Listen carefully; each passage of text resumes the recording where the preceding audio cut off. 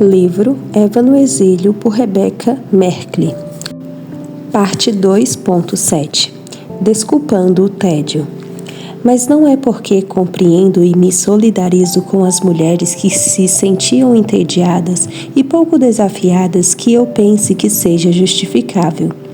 Suponhamos que um homem genuinamente talentoso se empenhe em seu trabalho e, subsequentemente aos 23 anos, enriqueça rapidamente em seus negócios. Ele decide parar enquanto está ganhando, aposenta-se com uma gorda conta bancária e então passa o resto de seus dias jogando videogame. Consigo entender como isso poderia ser emocionante de início, mas rapidamente tudo deixaria de ser novidade, e logo ele se sentiria super entediado e pouco desafiado. Por outro lado, a culpa disso não é de ninguém, só dele mesmo. Não estou sugerindo que as mulheres não tivessem culpa ou que fosse inevitável que a história acontecesse dessa forma. Certamente não estou sugerindo que fosse culpa da tecnologia, ou dos bens produzidos em massa, ou do capitalismo, ou da prosperidade geral do país. A quem muito é dado, muito é exigido. As mulheres haviam acabado de receber uma bênção grandiosa, algo muito, muito além do que qualquer mulher já havia recebido em qualquer século, em qualquer cultura do mundo. Mas em vez de profunda gratidão, começaram a reclamar. Em vez de usar essas bênçãos para elevar o nível e alcançar mais do que qualquer mulher já havia alcançado antes delas, começaram a reclamar, basicamente fazendo sua própria encenação dos israelitas no deserto. Quando você lê essa história, você se pergunta como os israelitas foram capazes de ser tão mesquinhos e absortos em si mesmos. Eles estavam recebendo maná do céu todos os dias. Maná. Estou falando sério, pão do céu. Quem ganha isso? Ninguém ganha isso. Quantas pessoas morreram de fome nos desertos desde o início dos tempos e nenhum maná jamais caiu sobre elas. E, no entanto, os israelitas foram poupados. Eles receberam algo espetacular, sem precedentes e completamente milagroso. Mas quanto tempo levou até que começassem a reclamar? Quem nos dará carne a comer? Lembramo-nos dos peixes que no Egito comíamos de graça, dos pepinos, dos melões, dos alhos silvestres, das cebolas e dos alhos. Agora, porém, seca-se a nossa alma e nenhuma coisa vemos senão este maná. Números 11, 4-6. Eles receberam algo surpreendentemente incrível e ficaram entediados com isso. Reclamões, entediados. Temos a tendência de pensar no tédio e na reclamação como ofensas mínimas de pequena escala que esporadicamente acontecem conosco, como os resfriados. Às vezes ficamos com mau humor, às vezes ficamos entediadas e cansadas de tudo e começamos a sentir pena de nós mesmas. Às vezes, viramos reclamonas. Quando ficamos assim, queremos que as pessoas nos ofereçam suporte e apoio, e que quando os outros ficam assim, pensamos que devemos abraçá-los, ouvir suas dificuldades e solidarizarmos-nos. Mas na história dos israelitas, o tédio não foi sem importância. Eles queriam carne, então Deus deixou cair quantidades absurdas de carne sobre eles. Quantidades verdadeiramente absurdas. Codornizes vieram voando do mar e em seguida caíram e morreram ao redor do acampamento. Codornizes mortas foram empilhadas até a altura da cintura por 15 quilômetros em todas as direções. Deus despejou a carne que eles exigiam, dizendo que a comeriam até que saísse por suas narinas, e em seguida atingiu-os com uma grande praga, enquanto a carne ainda estava entre seus dentes, e as pessoas morreram. Tornaram-se reclamona, e ficar entediada com as bênçãos de Deus não é sem importância. E às vezes, quando exigimos mais de Deus, Ele nos dá e nos engasgamos. As mulheres entediadas dos Estados Unidos nos anos 60 exigiram mais. Os egípcios comem pepinos e nós não. Isso é injusto. Estão acabando com nossas vidas. Os homens conseguem avançar nos cargos corporativos e nós não. Isso é injusto. Estão acabando com nossas vidas. Exigimos o direito de comer carne. Exigimos o direito de deixar nossos filhos para trás. Deus deu aos israelitas o que eles pediram, mas isso não foi uma bênção para eles. Eles morreram com ela ainda na boca. A verdadeira bênção que Deus havia lhes dado era exatamente aquilo com que estavam entediados e do que haviam se afastado. E nos anos 60, a prosperidade que Deus derramou sobre as mulheres foi a bênção da qual elas se cansaram e se afastaram. As mulheres dos nossos pais exigiram carne e Deus a deu para nós não como uma bênção, penso eu, mas como uma maldição. Uma reclamação barulhenta e exigente tem sido, na verdade, uma das características marcantes do movimento feminista desde o início. E as próprias feministas não apenas se reconheceriam nessa descrição, embora eu tenha certeza de que prefeririam a palavra iradas a reclamonas, mas também ficariam orgulhosas de tê-la.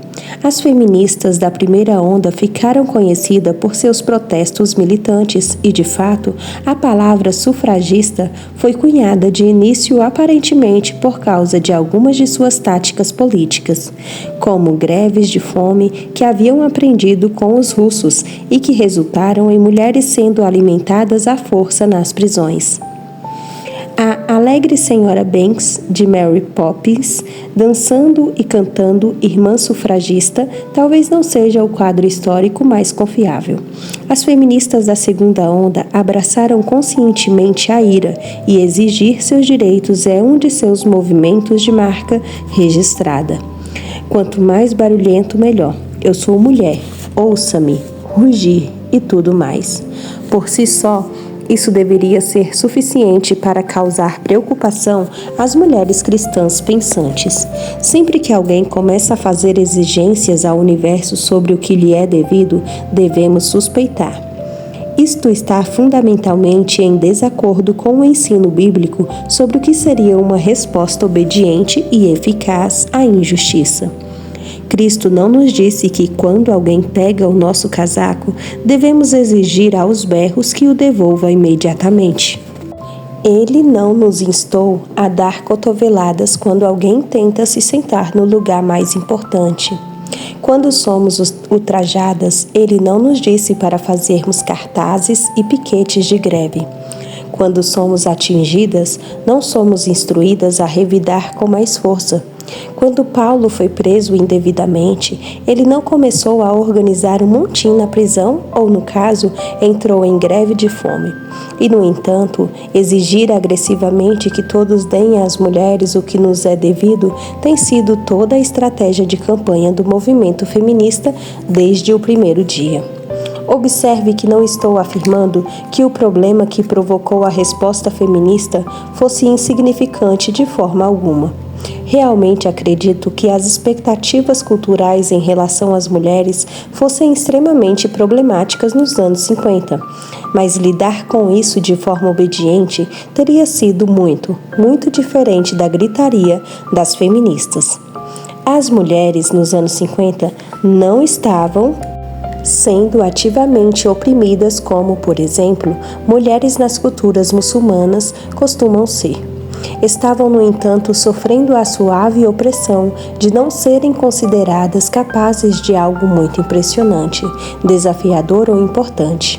As donas de casa nos anos 50 deveriam manter a casa arrumada, manter as crianças arrumadas, manter-se arrumadas. E acho que era basicamente isso. Friedan citou um artigo no New York Times de 1960 a respeito disso. No ano passado, o problema da dona de casa instruída foi o tema principal de dezenas de discursos feitos por presidentes aflitos de faculdades para mulheres que mantêm, diante das reclamações, que 17 anos de treinamento acadêmicos são uma preparação realista para ser esposa e mãe. A imagem de 1950 de uma dona de casa ideal era aquela em que o intelecto não desempenhava nenhum papel significativo.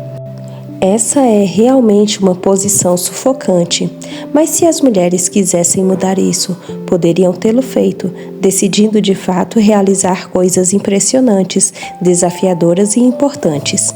Havia liberdade suficiente para isso, se elas quisessem seguir esse caminho.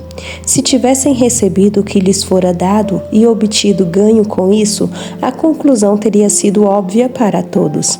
Poderiam ter conquistado o respeito que ansiavam, mas em vez disso, começaram a exigi-lo no grito. Uma das razões pelas quais as feministas seguiram o caminho que tomaram, o de exigir respeito ao invés de decidir conquistá-lo, foi que elas acreditavam, juntamente com Friedan, que o lar simplesmente não oferecia espaço para nada. O que havia lá, além de trocar fraldas e tirar poeira? Elas já haviam feito tudo isso e não havia nada na esfera doméstica que pudesse lhes dar a dignidade, propósito e satisfação que cobiçavam. Se fossem fazer algo para ganhar respeito, teria que ser lá fora, em algum lugar. E se fossem fazer isso lá fora, teriam que gritar, marchar, cantar e bater por dentro de suas portas da frente, até que alguém as deixasse sair para o mundo corporativo, onde poderiam competir com os homens e provar seu valor. As mulheres dos anos 50 realmente precisavam ser emancipadas, isso é indiscutível. As feministas acreditavam que as mulheres precisavam de emancipação de sua domesticidade e maternidade, mas após muito trabalho diligente nesse sentido, parece ser um beco sem saída. As mulheres ainda estão infelizes e a solução proposta por Friedan acabou sendo um fracasso. As mulheres precisam de emancipação, agora mais do que nunca. Friedan foi o sopro que fez as brasas minguantes do feminismo se transformarem novamente em chamas ardentes, as quais conhecemos como segunda onda feminista, mas ela certamente não foi a única participante do movimento. Entre outras, uma feminista radical popularmente conhecida foi Gloria Steinem, fundadora da revista MS e defensora declarada do aborto. Ela mesma fez um aborto em Londres em 1956 e em 1969 participou de uma discussão sobre o aborto no portão de uma igreja em Nova York. Ela atribuiu a essa ocasião o crédito do momento em que se tornou uma feminista ativa. De fato, grande parte de sua agenda era pegar a ideia de uma fala sobre aborto, arrastá-la para fora do portão à luz do dia e tirá-la em praça pública, onde todos teriam que encará-la. Na primeira edição da revista Mister, publicada em 1972, apresentaram uma declaração chamada Fizemos Abortos, assinada por 53 mulheres conhecidas, embora o aborto ainda fosse ilegal. Sua campanha sempre foi a de remover o estigma associado ao aborto e era famosa por dizer coisas como: se os homens pudessem engravidar, o aborto seria um sacramento. Em 1973, um ano após a fundação da revista Mister, a Suprema Corte proferiu sua decisão sobre o caso Roe contra Wade. O aborto tornou-se legal nos Estados Unidos e mais um ponto foi somado ao placar das feministas. Embora o aborto tenha sido legal nos Estados Unidos pelos últimos 40 anos e tenha se tornado extremamente comum, Steinem ainda está trabalhando para torná-lo cada vez mais normal. Em 2006, a Mister relançou sua declaração, Fizemos Abortos, e pediu a todas as suas leitoras que assinassem. Steinem não quer apenas que o aborto seja legal, ela quer que seja normal, aceito e sadio. Acho interessante observar as datas e cronologias dessas feministas notáveis. Na época de Jane Austen, tivemos Mary Wollstonecraft, e ela morreu jovem após dar à luz a sua filha Mary Shelley. Quando Mary Shelley tinha 23 anos, Susan B. Anthony nasceu. Na verdade, suas vidas coincidiram por 31 anos. Quando Anthony tinha 59 anos, Margaret Sanger nasceu, e suas vidas coincidiram por 27 anos. Quando Sanger tinha 55 anos, Gloria Steinem nasceu. Suas vidas coincidiram por 32 anos, e Steinem está viva hoje. Susan B. Anthony nasceu em 1820, há quase 200 anos, e em certo sentido é bastante tempo. Por outro lado, quando ela morreu, Margaret Sanger já estava bem engajada em seu ativismo, e quando Sanger morreu, Steinem já estava lá pelos seus 30. Ainda hoje, Steinem é uma força reconhecida nesse debate. 3 mulheres americanas que poderiam facilmente ter se conhecido, que por meio de um esforço contínuo e focado, conseguiram virar completamente a nação de cabeça para baixo. 3 mulheres, 3 emendas constitucionais e um caso da Suprema Corte, cada um dos quais mudou completamente a face do país. A abolição da escravatura, proibição do álcool, sufrágio, aborto, nenhum desses foi uma mudança insignificante. Mas o que essas questões têm em comum? Ao olharmos para as coisas pelas quais as feministas lutaram, algumas delas parecem definitivamente boas, mas se elas estavam lutando por coisas boas e ganhando, o que aconteceu de errado com o nosso país? E por que estamos nessa bagunça? Agora estamos no meio da terceira onda feminista, pelo menos na maioria das contas, e até onde vejo ninguém sabe exatamente o que isso quer dizer. Há muitas mulheres iradas que desejam fazer suas cruzadas, mas sem uma causa clara pela qual lutar, uma vez que todos os objetivos principais foram alcançados. Geralmente, há muita desordem e falta de ímpeto, com feministas correndo em círculos, esbarrando uma nas outras e entrando em questões como a luta por banheiros transgêneros e ficando confusas com qual seria a diferença entre feminismo e direitos dos gays. Mas, apesar do fato de não parecerem saber o que estão fazendo, ainda estão causando muito danos aos que restou da moral da nossa nação. Enquanto as feministas da segunda onda se opunham a coisas como pornografia e prostituição por causa do fato óbvio de que exploram mulheres, as feministas da terceira onda são mais propensas a aprovar essas coisas. Como podemos elucidar isso? Como é possível ligar os pontos entre a escravidão deve ser ilegal, as mulheres devem votar, o álcool deve ser ilegal, o controle da natalidade deve ser legal, o aborto deve ser legal e eu deveria poder entrar em qualquer banheiro que eu quisesse, me identificar com qualquer gênero que eu prefira? Alguns dessa lista parecem bons, outros parecem perversos, outros parecem completamente fora do ponto. E, no entanto, por qualquer que seja a razão, essas causas estão conectadas historicamente, e o fato de muitas vezes as feministas terem lutado contra males legítimos faz com que cristãs se confundam e se perguntem se deveríamos ser feministas afinal. No entanto, esse é um desses casos em que é de vital importância pensar como adulto e não como criança. Imagine uma dessas discussões que ocorrem no banco traseiro do carro em que o irmão diz: "Todas as garotas são estúpidas", e a réplica da irmã diz: nenhuma garota é estúpida. Mãe, diz para ele que nenhuma garota é estúpida? O fato de estarem se contradizendo não significa que estejam tendo uma discussão inteligente.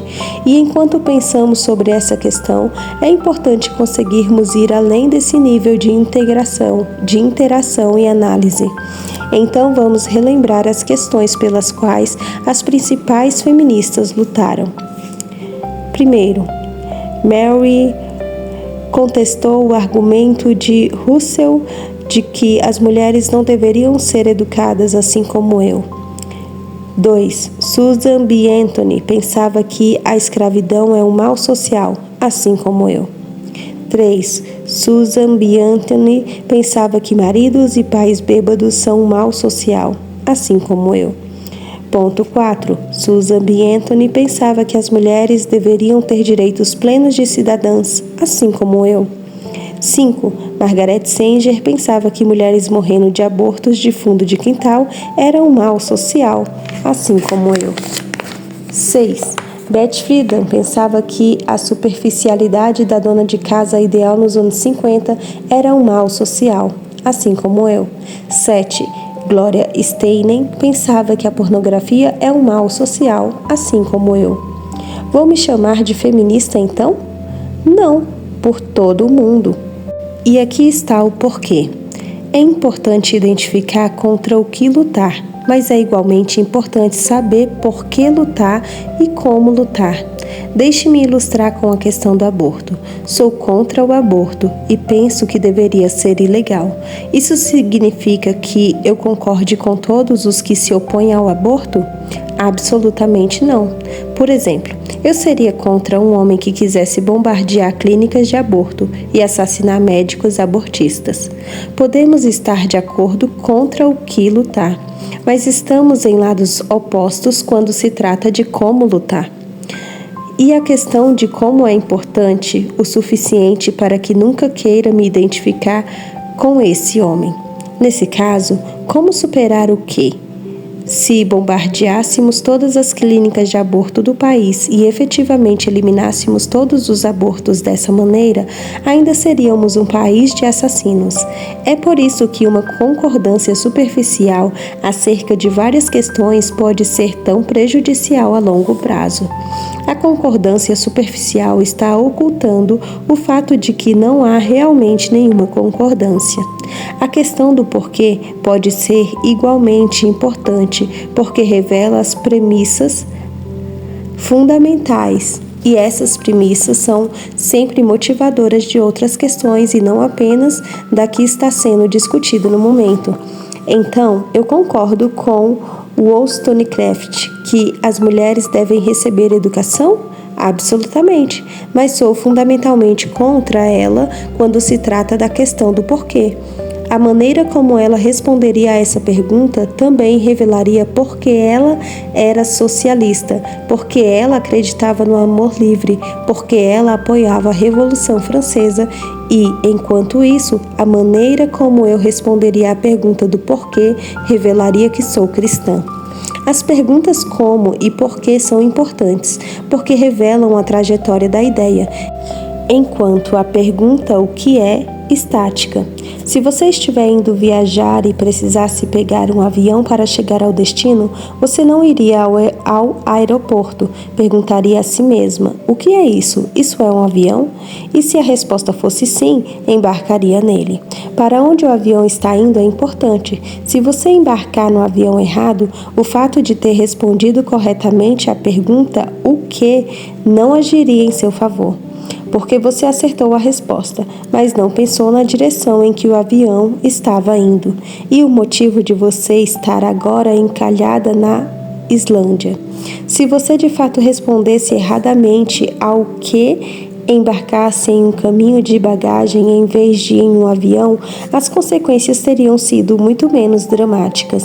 A trajetória é importante e a trajetória do movimento feminista tem se oposto ao cristianismo desde o primeiro dia.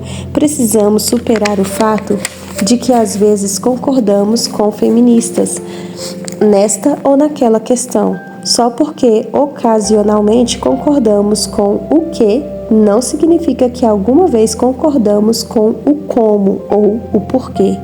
E essas são questões profundamente importantes, porque geralmente revelam algo ao qual nos oporíamos de todo o coração em todos os níveis. Não basta olhar para trás na história, para pessoas como Susan B. Anthony, perguntar pelo que ela estava lutando e então assinar embaixo de suas causas e presumir que ela era uma heroína. O como e o porquê importam, e desde o início as feministas responderam a essas perguntas diferentemente de como qualquer mulher cristã deveria. Entre as líderes feministas que examinamos, cada uma delas não era apenas uma descrente comum que nunca havia pensado sobre religião em qualquer grau. Cada uma delas era filosoficamente contrária ao cristianismo, e esse não é um detalhe relevante. Todas eram mulheres inteligentes e todas entenderam as implicações de suas posições.